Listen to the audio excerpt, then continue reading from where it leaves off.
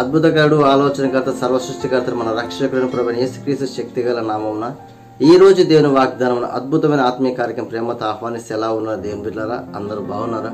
ప్రతిరోజు దేవుని యొక్క వాక్యము మన జీవితం ఎంతగానో ఆదరణ, నెమ్మది కలగజేస్తుంది. ఈ ఉదయకాల సమయంలో యేసుక్రీస్తు ప్రభువారు నిన్ను నన్ను ప్రేమించి అనేక దినములుగా మనల్ని పోషిస్తున్నాడు ఆత్మీయ ఆహారం ద్వారా. తద్వారా మనకు నెమ్మది, సమాధానము, ప్రేమ, ఆదరణ, ఒక ధైర్యము, ఒక నిరీక్షణ, విశ్వాసం కలిగి మనం ముందు కొనసాగలుగుతున్నాము. ఈ లోకపరమైన అనేకమైన పోరాటాలను పోరాడుతున్నప్పటికీ దేవునికి తోడై ఉండి దేవుడు తగిన సమయంలో నేను జ్ఞాపకం చేసుకొని విడిపించి విమోచించి అనేకులు ఆశ్చర్యకరంగా నిలబెడతాడు. ప్రియ సహోదరి సహోదర, దిగులు పడవద్దు, భయపడవద్దు. దేవుడిని ప్రేమిస్తున్నాడు, నీకు తోడై ఉన్నాడు.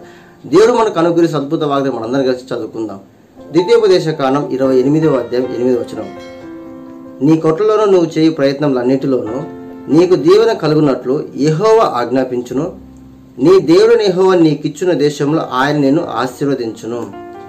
ప్రియమైన దేవుని బిడ్డలారా, దేవుడు మనకు అనుగ్రహిస్తున్న వాగ్దానం ఏంటంటే మన కొట్లలో మన ప్రయత్నములన్నిటిలో దీవెనకరంగా మారుస్తానని వాగ్దానం ఇస్తున్నాడు. అంటే దేవుడు మనల్ని దీవించే దేవుడు. ఆయన యొక్క సంకల్పం లేనిది ఈ భూలోకంలో కానీ సృష్టిలో కానీ ఏది జరగదు. నిన్ను ఆశీర్వదించాలన్నా, నిన్ను దీవించాలన్నా, నువ్వు స్థిరపడాలన్నా దేవుడే మనకు ఆధారం.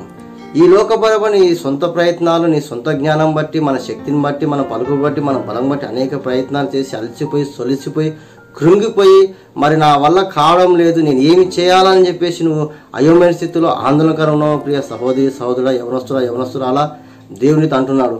నీవు కొట్లలో నువ్వు చేయి ప్రతి ఒక్క ప్రయత్నంలో దీవెనకరంగా కలుగునట్లు యెహోవా ఆజ్ఞాపిస్తా అంటున్నాడు. అంటే దేవుడు నీ జీవితాన్ని ఆశీర్వించాలా, నీ భవిష్యత్తును ఆశీర్వించాలని ఆశపడుతున్నాడు. నువ్వు ఏ స్థితిలో ఉన్నప్పటికీ అనేకమైన కొన్ని వేల సార్లు నువ్వు ప్రయత్నాలు చేసి నీ జీవితాన్ని భవిష్యత్తులో ఇంకా నిరుత్సాహం ఏర్పడి ఇంకా నాకు ఉద్యోగం రాదు, నా జీవితాన్ని స్థిరపడలేను, నాకు ఇంకా భవిష్యత్తు లేదు, నా కుటుంబాన్ని పోషించుకోలేను, అయ్యో నాకు వివాహం అయింది, నాకు ఇంక సంతానం దేవుడు ఇచ్చాడు కానీ ఈ యొక్క పిల్లల్ని పోషించుకోలేకపోతున్నాను, నా జీవితం పతనం అయిపోయింది, నేను ఏమి చేయాలని చెప్పేసి నువ్వు నిరుత్సాహంలో, కృంగుదలలో, వేదనకరంగా, మనోదుఖం కలిగి నువ్వు విచారణ కూడి జీవితం అనుభవిస్తున్నావేమో కానీ దేవుడు అంటున్నాడు నీ కొట్లలో నీ ప్రయత్నంలన్నింటిలో నీకు దేవుడైన నీకు తోడైన దీవెనకరంగా మార్చినాడు. ప్రియ సహోదరి సహోదరుడా, అదేవిధంగా నువ్వు నివసిస్తున్న ప్రాంతంలో, నువ్వు ఏ ప్రాంతంలో నివసిస్తున్నావు, ఏ దేశంలో నువ్వు ఉంటున్నావు, ఎటువంటి స్థితిలో ఉంటున్నావు, ఎటువంటి ఆధారం లేక మరి నువ్వు కొట్టుమిట్టులాడుతున్నావు, ఆ దేశానికి, ఆ రాష్ట్రానికి, నీవు నివసిస్తున్న ప్రాంతానికి దేవుడు నీకు తోడైని ఆశీర్విస్తున్నాడు. ఆశీర్వించడమే కాకుండా నేను దీవించి ఫలభరితమైన జీవితం అందిస్తాను. నీ కుటుంబాన్ని దీవించబోతున్నాడు, నీ వ్యాపారాన్ని ఆశీర్వించబోతున్నాడు, నీ యొక్క పిల్లల్ని పోషించబోతున్నాడు, నీ ఉద్యోగం అనేక సంవత్సరాల నుంచి నువ్వు ఉద్యోగ ప్రయత్నించ ఆ ఉద్యోగాన్ని అనుగ్రహించి నీ కుటుంబాన్ని స్థిరపరిచి నిన్ను స్థిరపరిచి దేవుని దీవెనకరంగా మార్చబోతున్న ప్రియ సహోదరి సహోదరుడా, ఈ దీవెనలు దేవుడు మనకి ఇవ్వడానికి కారణం ఏంటంటే దేవుడిని ప్రేమిస్తున్నాడు కాబట్టి, ఆయనని ప్రేమిస్తున్నాడు కాబట్టి నీ నిమిత్తమే ఆయన యొక్క నీవు దేవునికి ఆయాసకరంగా జీవించినప్పటికీ, దేవునికి వ్యతిరేకంగా జీవించినప్పటికీ దేవుని పట్ల కృప చూపించి ప్రేమ చూపించి నీ ప్రయత్నం సఫలపరిచి నేను స్థిరపరిచి బలపరిచి నేను దీవించి ఆశ్రయించబోతున్న ప్రియ సహోదరి సహోదరు. కాబట్టి ఈ ఉదయకాల సమయంలో ధైర్యం కలిగి ఉండండి, బలం కలిగి ఉండండి. ఈ దేవుడు అంటున్న మాట ఏంటంటే ఈ దీవెనన్నీ మీకు రావాలంటే నువ్వు మొదటిగా చేయవలసింది దేవుని మాటకు లోబడాలా, దేవునికి మాటకు విధేయ చూపాలా, ఆయన ఆజ్ఞలు అనుసరించాలా. నువ్వు ఎప్పుడైతే దేవునికి మాటకు లోబడతావో, నువ్వు ఎప్పుడైతే దేవుని యొక్క ఆజ్ఞలకు అనుసరిస్తావో, ఎప్పుడైతే నువ్వు దేవుని చిత్త ప్రకారం పరిశుద్ధంగా నీతిమంతులు జీవిస్తావో దేవుడిచ్చి సకల ఆశీర్వాదాలు నీవు, నీ కుటుంబము, నీ భవిష్యత్తు తరతరాలను అనుభవిస్తావు. ప్రియ సహోదరి సహోదరు, ఒక్కసారి దేవుడు వాగ్దానం ఇచ్చాడంటే, ఒక్కసారి నీ కుటుంబం ఆశ్రయించాడు, అది ఎన్నటికీ ఆశ్రయించాడు. అబ్రహామును ఆశ్రయించాడు అని ఇప్పుడు అబ్రహాం సొంతంగా అనేక ఆశీర్వాదాలను దేవుడు నిలబెట్టాడు. యాకోబును ఆశ్రయించుడు, ఇప్పటికే ఇజ్రాయేల్ ఆశీర్వాదకరంగా మార్చాడు. అదే నిన్ను కూడా ఆశ్రయించి ఎన్నటికీ నువ్వు ఆశీర్వాదకరంగా మార్చి దేవుడు నేను దీవిస్తాడు. ప్రియ సహోదరు, నువ్వు దేవుని మాటకు లోబడాలని ఆశపడుతున్నాడు. దేవుని తట్టు తిరిగి దేవుని యొక్క సహాయం పొందుకొని దేవుని తిరిగి నువ్వు ఎప్పుడైతే దేవుని ఆధారపడి ఆయన ప్రతి విషయంలో నువ్వు ప్రథమ స్థానం దేవునికి ఇచ్చి నువ్వు పనిలో పూనుకుంటావో నీ ప్రయత్నంలో విజయం ఉంటుంది, నీ కుటుంబంలో విజయం ఉంటుంది, నీ పరిచయంలో సమాధానం ఉంటుంది, విస్తరిస్తుంది. ఆత్మల భారం కలిగి రోషంగా నువ్వు పరిచయం చేయవు.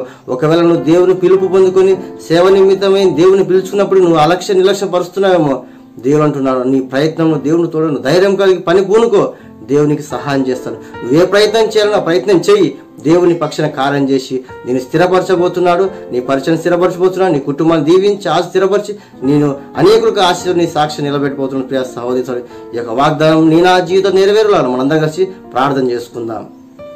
ప్రార్థన. పరిశుద్ధ జీవం గల దేవా తండ్రి నీకు వందనలు. ఈ ఉదయకాల సమయం నీ ప్రియ బిడ్డలు తండ్రి ఈ యొక్క వాగ్దానం చూసిన ప్రతి ఒక్క జీవితం నీ పరిశుద్ధాత్మక కార్యం చేయాలి. అనేక సంవత్సరాల నుంచి ప్రభావ అనేక దినం చేయ అయ్యా ఉద్యోగం కోల్పోయి ఆధారం కోల్పోయి ఆర్థిక ఇబ్బందులు అప్పుల సమస్యలు అనారోగ్య స్థితిలో అనేకమైన పోరాడుతూ తండ్రి శ్రమను అనుభవిస్తున్న వారికి తండ్రి వారు ఎంతైతే కోల్పోయినారో తండ్రి ఏ స్థితిలో ఉన్నారో ప్రభావ వారిని జ్ఞాపకం చేసుకుని అయినా వాళ్ళ బలహీన స్థితి విడిపించండి అయ్యా. ఆర్థిక స్థితిగతులు మార్చండి అయ్యా. ఆర్థికమైన ద్వారం తెరవమని అడుగుతున్నాం తండ్రి. ఏ కుటుంబం ఏ శోధకులు శోధిస్తున్నారు ప్రభావ, ఉద్యోగం కోల్పోయి ఉద్యోగం పొందుకోలేక బాధపడుతున్నారు తండ్రి. కుటుంబంలో భవిష్యత్తు స్థిరపడలేక యవనస్తురాలు కృంగుదలను పడుతున్నారు. మాట్లాడండి ప్రభావ. వారి జీవితంలో భవిష్యత్తును దీవించింది ఆశ్రయించి వారి చేయ ప్రతి ప్రయత్నంలో తోడుగా నీడుగుండండి. వారి దీవెనకరంగా మార్చి వారి నివసించిన ప్రాంతంలో వారి దేశంలో రాష్ట్రంలో అన్యజనుల ఎదుట నీ నామాన్ని మహింపచ్చి వాళ్ళకు తోడయండి. వారు దీవించి ఆశను స్థిరపరచవలసిన మహిం పొందుకొని వేస్తున్నాను ప్రార్థన చేస్తున్నాను తండ్రి. రక్షణ లేని కూడా రక్షణ దయచేయండి అయ్యా. అనారోగ్య స్థితిలో సంపూర్ణ స్వస్థత విడుదల దయచేయండి. అప్పుడు భయంకర శాపం అనుభవిస్తున్న వారికి విడుదల విమోచన దయచేయమడుతున్న ప్రభావ. వృద్ధులకు మంచి బలమైన ధైర్యమును శక్తిని బలం దయచేయమడుతున్న తండ్రి అయ్యా. 10th క్లాస్ ఎగ్జామ్ రాసిన ప్రియ బిడ్డల పట్ల నీ కృప చూపించండి. మంచి జ్ఞానం దయచేయండి అయ్యా. ఈ లోకపరంగా అనేకమైన వ్యతిరేకతలు అనేకమైన పోరాటాలు అన్యాయంగా కేసు పెట్టి అన్యాయంగా బాధింపబడుతున్న వారి కుటుంబాలను విడిపించి విమోచించి వారికి న్యాయం చేయమని అడుగుతున్నాం తండ్రి.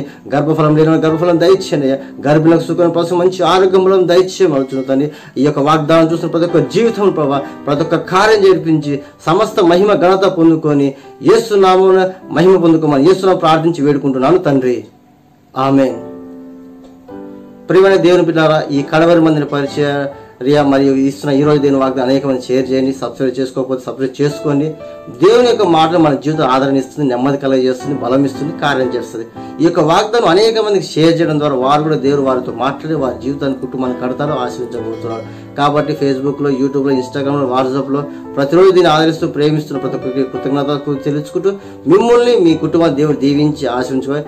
ఈ కడవరి మంది పరిచయం ప్రేమించి మీ యొక్క కష్టాజీతం నుంచి స్పాన్సర్ చేసిన ప్రతి ఒక్క కుటుంబాలకు మరి మీ కుటుంబాన్ని దేవుడు దీవించి ఆశ్రయించి మీ యొక్క ప్రతి అక్కరల అవసరం తీర్చడానికి ప్రమాణం చేసిన కోరుతూ మీ అందరికీ యేసుక్రీస్తు ప్రభు యేసు నామమున మీకు శుభాభివందనం తెలియజేస్తున్నాను.